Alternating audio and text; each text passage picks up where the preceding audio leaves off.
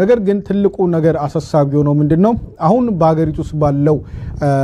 የኢኮኖሚና የፖለቲካ ሁኔታ ውስጥ ይሄ ምን ሁኔታን ይፈጥራል በቀጣይስ ምን ያስከትላል የሚለው ብዙ ስጋትን የፈጠረ ነው የመጀመሪያው 150,000 የአሜሪካን ዶላር በአካውንታቸው ማሳየት የቻሉ ሰዎች ቦታ መግዛት ወይም ደግሞ በሊዝ መያዝ እንደሚችሉ ያነሳል አሁን 150,000 የአሜሪካን ዶላር እንግዲህ ለውጭ ሀገር ለሚኖሩ ባለሀብቶች ምናልባት እዚህ ግባ የሚባል ገንዘብ ላይሆን ይችላል በሀገር ውስጥ ያለ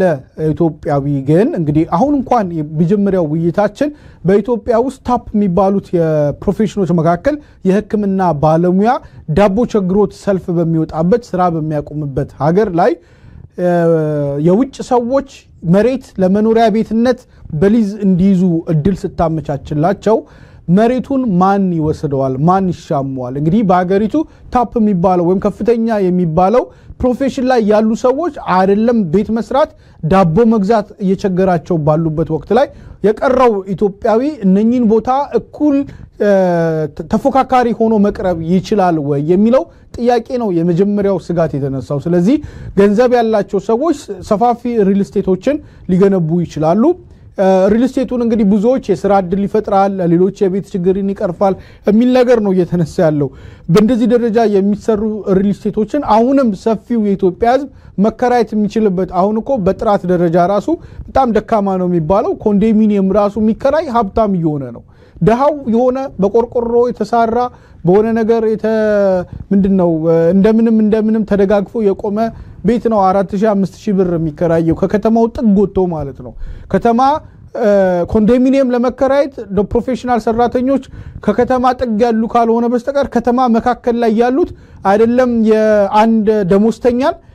የሶስት ደሞዝተኛን ብር የሚበልጡ አንድ ኮንዶሚኒየም አንድ መኝታ ቤት መሃል ከተማ ላይ ከወሰድን ከ20,000 ብር በላይ ነው የሚከራየው አሁን ሐኪሞች እኮ አመጽ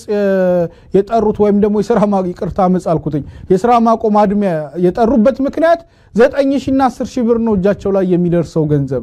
አንድ የሕክምና ባለሙያ ሜዲካል ዶክተር መከራየት የማይችለው በወር ደሞዝ የማያገኘውን ብር አንድ ኮንዶሚኒየም አንድ መኝታ ቤት 20,000 እና ከዛ በላይ የሚከራይበት ሁኔታ ነው ያለው ስለዚህ የውጭ ባለሀብቶች መስተው የሚሰሯቸውን ቤቶች በኢትዮጵያ ውስጥ ያለውን የመኖሪያ ቤት ችግር ይቀርፋል የሚል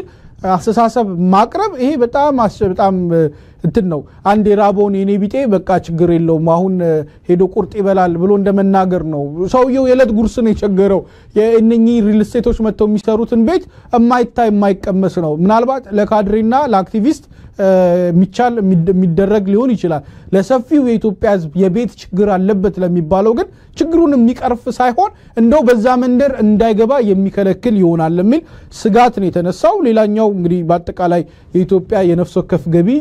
በጣም ዝቅተኛ ነው ከዓለም አቀፉ ስታንዳርድን በጣም የወረደ ነው ስለዚህ ኢትዮጵያውያን አሁን እንደምታየው ወንድማገኝ ከዋና ከተማ ውስጥ ከቁልፍ ከሚባሉ ቦታዎች ላይ ድሃ ተጠርጓል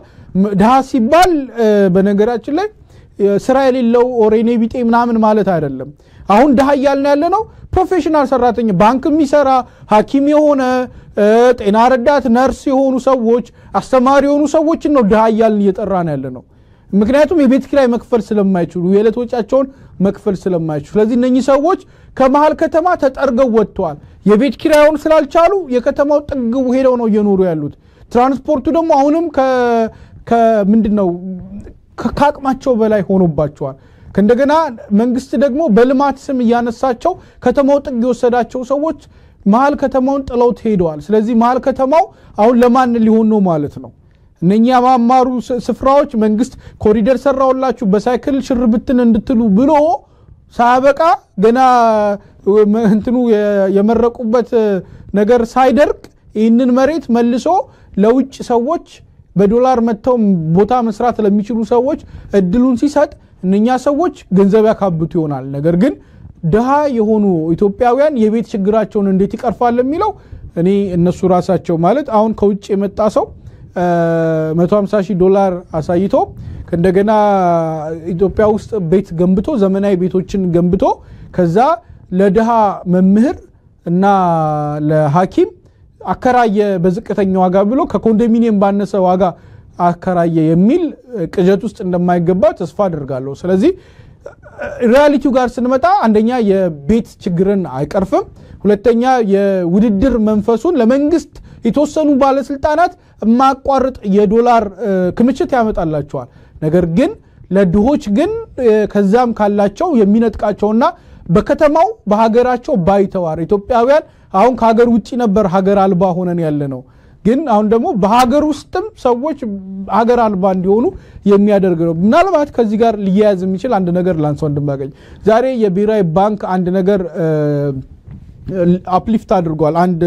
ደንብ ከፍ አድርጓል ከወደ ውጭ ሀገር የሚጓዙ ዜጎች ከፍተኛ መያዝ የሚችሉት ወይም በባንክ የሚፈቀድላቸው የገንዘብ መጠን $5000 ነበር አሁን በእጥፍ እንዲያድግ ተደርጓል ወደ $10000 ማለት ነው እንግዲህ ወደ ሀገር ውስጥ የሚመጣው አይደለም ያልኩት ከሀገር ውስጥ የሚወጡ ዜጎች ወይም ወደ ውጭ ሀገር የሚጓዙ ዜጎች ይዘው እንዲሄዱ የሚፈቀድላቸው መጠን ወደ 10000 በእጥፍ እንዲጨምር ተደርጓል እንግዲህ ዶላሩ መምጫም መውጫም እየተዘጋጀለት ነው በጄኒውን የሆነ ንግድ ለሚያካሂዱ ለግል ጉዳይ ለሚፈልጉ ሰዎች ጥሩ ሊሆን ይችላል ግን አሁን እኔ ያስገነዘብኩ ያለሁት ዶላሩ መምጫም መውጫም እየተዘጋጀለት ነው በዚህ ውስጥ ማን ነው ተጠቃሚ የሚሆነው የሚለውን በደንብ ማየት ይገባል ምናልባት